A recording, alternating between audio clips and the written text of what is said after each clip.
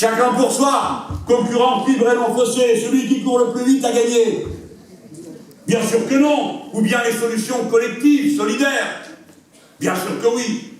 Par conséquent, les grandes idées que nous avons dans le cœur, celles qui disent la paix, celles qui disent la justice de la répartition des richesses, et non la concurrence permanente des individus, des nations, des peuples, entre eux, c'est celle qui nous conduit à cette vision construite et responsable de la manière de sortir par le haut de la crise de la civilisation dans laquelle nous sommes entrés. Oui, crise de la civilisation. J'ai commencé par ça il y a un instant. Et nous avons un horizon.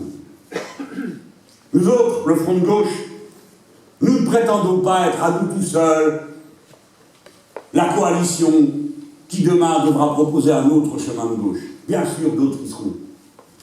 Mais nous ne sommes pas seulement une prolongation des nostalgies renouvelées, chacun venant avec son petit panier, faire vivre dans la maison commune la continuité d'idées sur lesquelles il ne s'interrogerait pas, ne se poserait pas de questions. Notre marche est un renouvellement.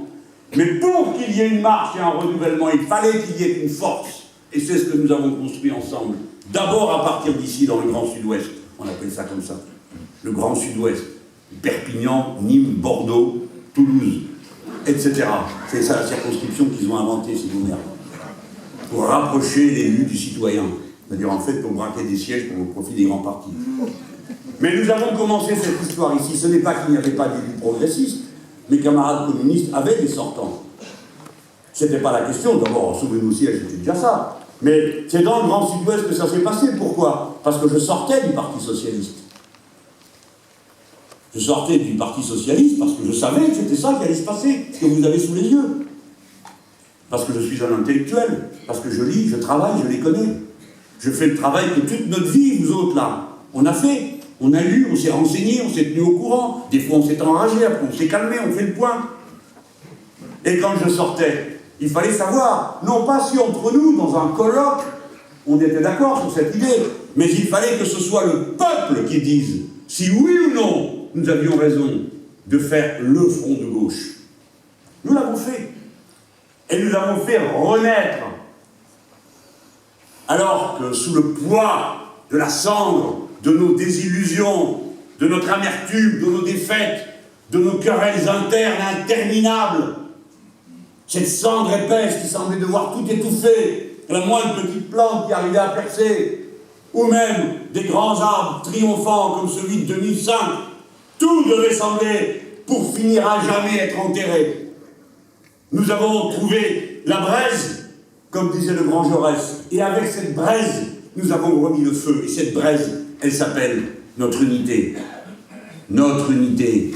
Vous venez de vivre des jours difficiles, je le sais très bien. Vous vous êtes pouillés pendant les élections municipales, durement, de tout ce que vous avez vécu. Faites de l'expérience et pas de la rancœur.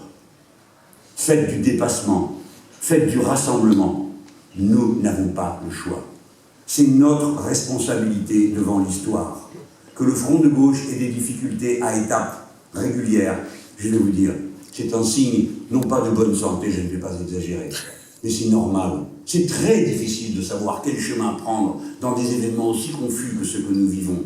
Il ne faut pas balayer d'une main telle thèse contre une autre, mais les examiner toutes. Et puis ensuite, il faut choisir. Mais dans toute hypothèse, il faut toujours faire le choix de ressortir par le haut. Et dans cette hypothèse-ci, vous nous voyez, aux élections européennes, nous sommes en train de ressortir par le haut. Ah, bien sûr, comme d'habitude, nous aurons tous ceux qu'on a toujours eu contre nous. Les camarades me disent les sondages ne sont pas fameux. Ah bon? Ils ont été fameux quand? Je ne me rappelle plus. Ah non. Les articles te dénoncent. Ah, je ne me rappelle plus quand est-ce qu'ils me flattaient.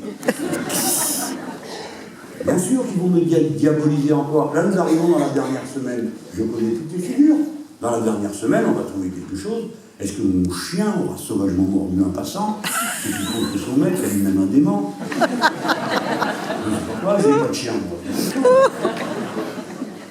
Voilà. Toutes ces photos, vous me voyez, les doigts crochus, les cheveux en l'air, quel que soit le sujet. La même photo 30 fois, quel que soit le sujet.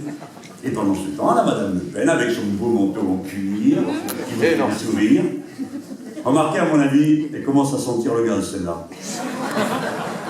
Quand on a Le Monde et le Nouvel Observateur avec soi, en principe, on est cuit.